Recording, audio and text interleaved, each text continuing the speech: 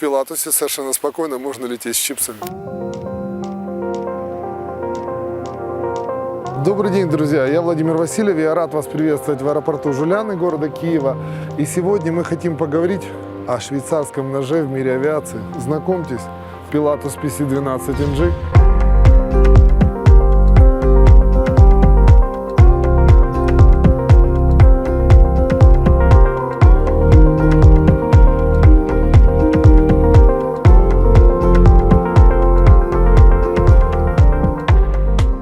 Что я могу сказать об этом самолете? Этот самолет, он закрывает фактически две ниши. Он очень приятен для пилотов, то есть он очень приятен для людей, которые умеют летать и хотят летать. И он очень приятен для пассажиров, которые просто хотят комфортно, далеко и перемещаться в любую точку на нашей планете. Так что, welcome. Это абсолютно новый PC-12. NG, то есть действительно модель 2019 года. Интересно, тоже момент дизайна этого самолета был разработан, интерьера этого самолета был разработан дизайнерской компанией BMW. Pilatus, фактически войдя в рынок бизнес-авиации в 1991 году, они фактически сделали новую нишу. Бизнес-самолет, однодвигательный турбопроп, который создал огромную конкуренцию и огромную головную боль двухдвигательным самолетам, турбопропам, и в том числе он достаточный кусочек рынка оторвал именно в бизнес-авиации реактивно. В данной ситуации мы имеем конфигурацию Executive, то есть это такая люксовая конфигурация, но при этом здесь может быть сейчас 6 пассажиров, но может быть увеличено до 9. То есть в данной ситуации, понятно, складывающиеся столики, это уже как бы базовая ситуация, поворачивающиеся сидушки. То есть мы можем совершенно спокойно, если вы летите, вы в полете можете общаться с человеком. Подстаканники. Это те вещи, которые мы не могли найти в Старшипе. Pilatus, видно, учел ошибку Бичкрафта и установил подстаканник возле каждого сидения. Возможно, действительно, отсутствие подстаканников была истинная причина банкротства Бичкрафта с моделью Starship. Если говорить тоже такая вещь, которая очень многих волнует, это туалет в самолете. Здесь тоже он присутствует, полностью изолированная зона, то есть в данный момент вот так вот изолируется от пилотов. Вот он есть, приватный туалет.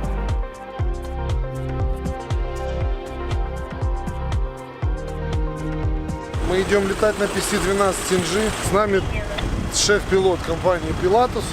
И посмотрим, как летает этот самолет. И, кстати, заметьте, как всегда, это уже стало традицией. Как только мы снимаем тест-флайт, начинается дождь. Так оно и есть, пошел дождь. Так что, welcome to the box.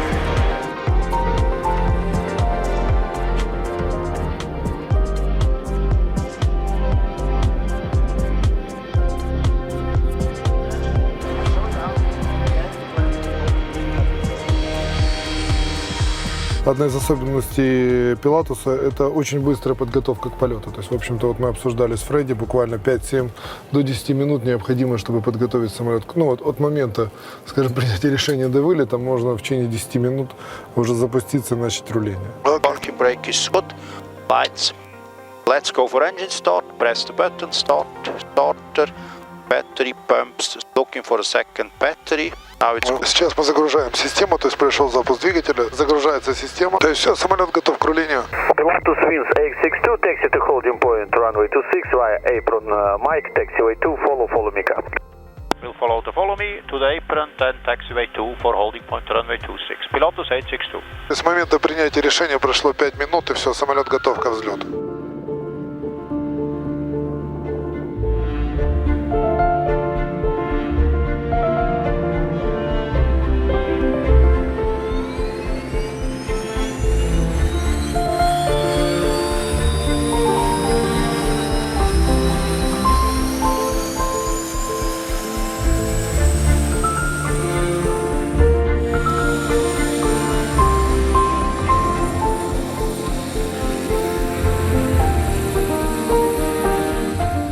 Sometimes I'm speaking Russian for movie. You, not me, yeah?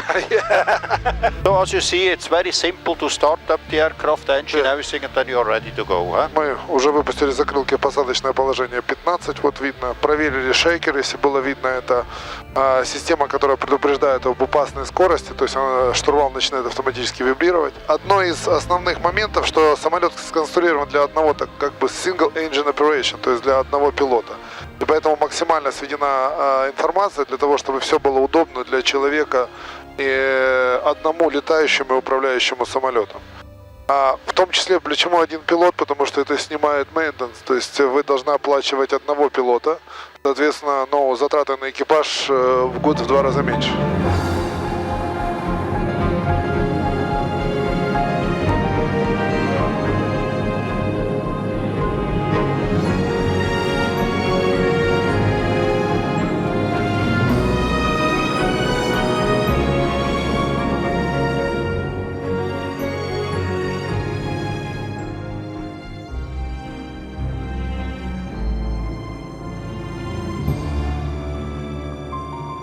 Первое впечатление о самолете, во-первых, он достаточно легко управляется, то есть не чувствуется вот этой тяжести, да, чувствуется мощность, чувствуется стабильность.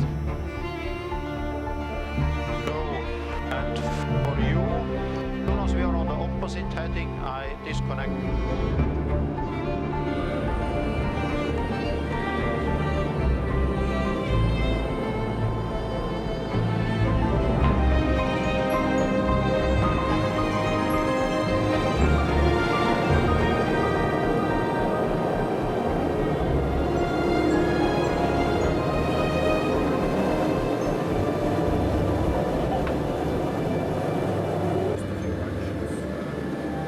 Marshall is waiting. Yeah, follow me, car waiting us. We taxi the same way back like we did.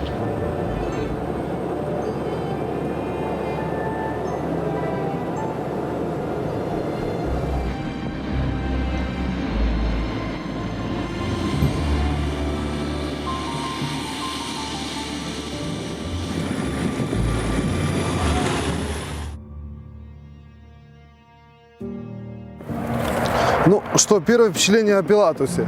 На самом деле, то, что я предполагал увидеть, то я и увидел. Замечательный самолет, то есть абсолютно послушный, не чувствуется его размер.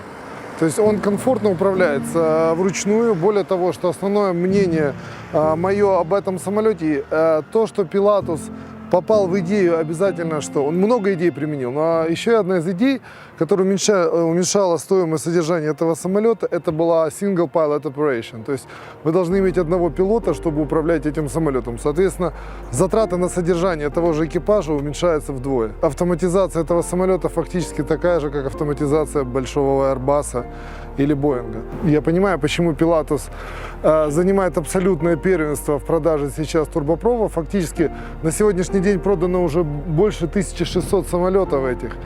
И на него есть очередь. Один двигатель.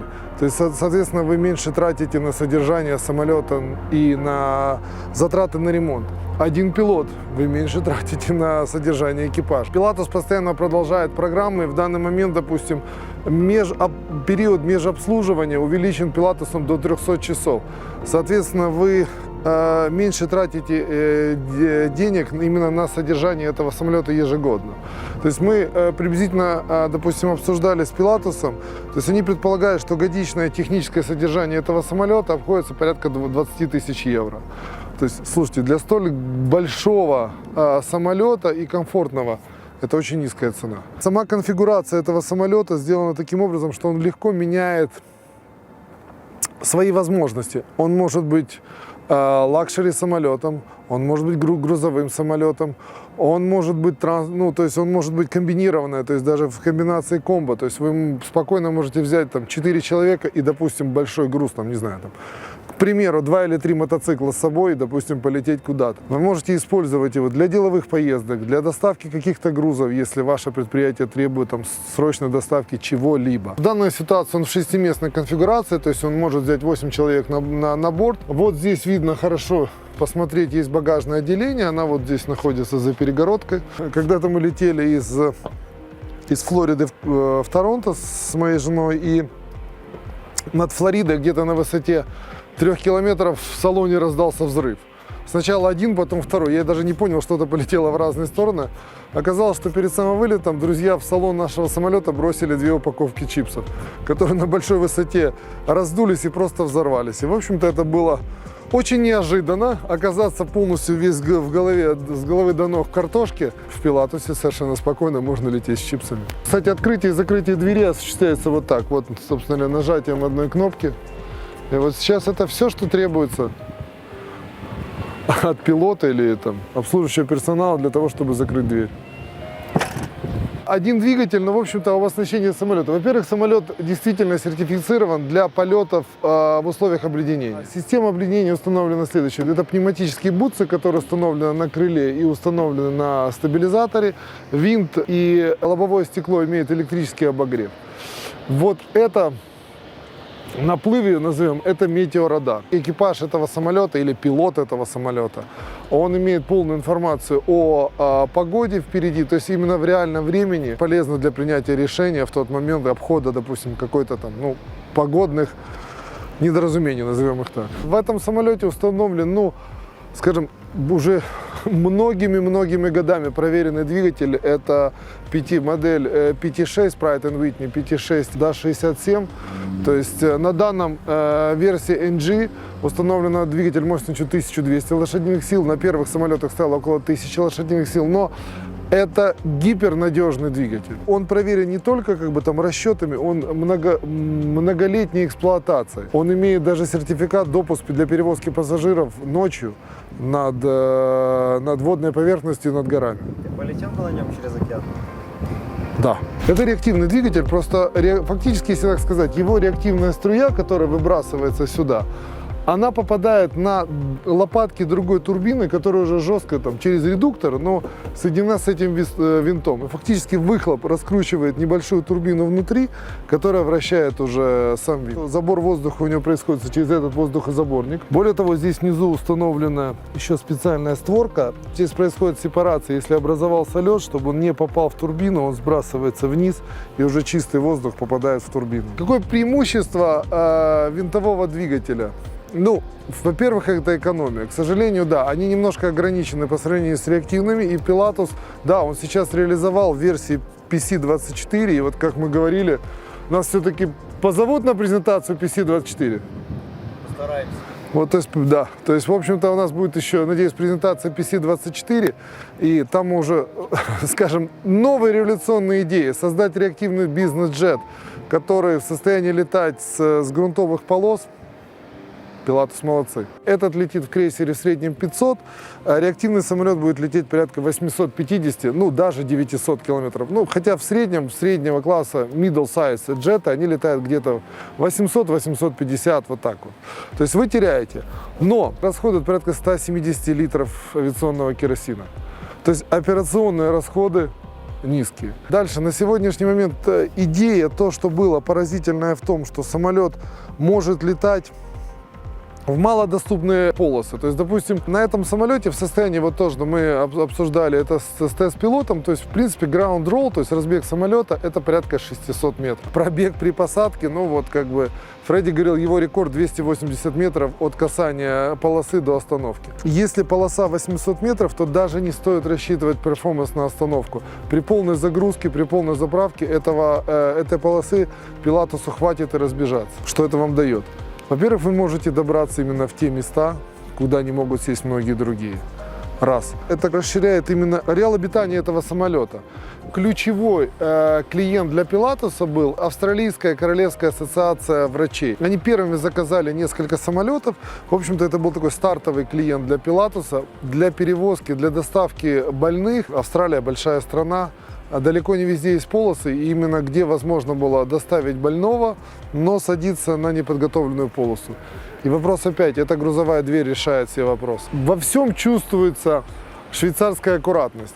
Наличие этой большой двери совершенно не ощущается, когда она закрыта изнутри. То есть абсолютно это даже незаметно. Если, может быть, об этом не сказать, многие этого и не заметят, люди, которые летающие на этом самолете.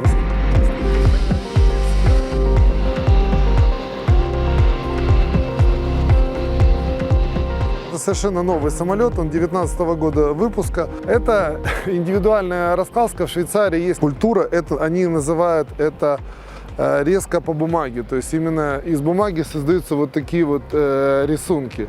И на каждый демо-самолет Pilatus заказывает у какого-то художника специальный дизайн. И это очень по-швейцарски. Действительно хочу выразить благодарность Алексею. То есть Алексей у нас представитель компании Pilatus в России, в СНГ. И они вот предоставили этот самолет нам для съемок в Киеве. Мы рады, что все получилось.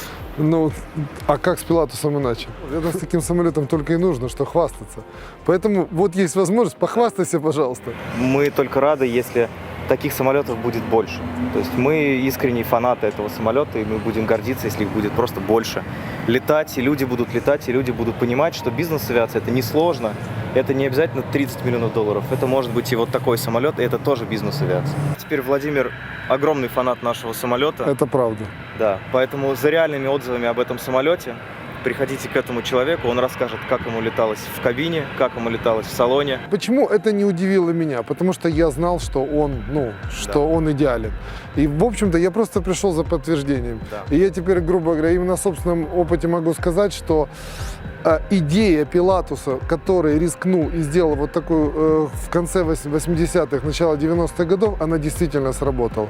Все вот эти вещи, чем сменялись другие производители, они оказались трендом времени. По сути, да. По сути, сейчас Cessna после 20 лет пытается догнать Данелли, который еще до сих пор и не вышел на рынок, но, в общем-то, она пытается именно что фактически повторить Пилатус. Да. Да даже если мы говорим про цифры, сейчас выпущено более 1650 самолетов. А планировали, швейцарцы думали, выпустим 100, будем красавчиками, будет классно. 1650. То есть они сами превзошли все свои ожидания, по сути. Во сколько? В 16 раз? 16 раз. Не швейцарская скромность.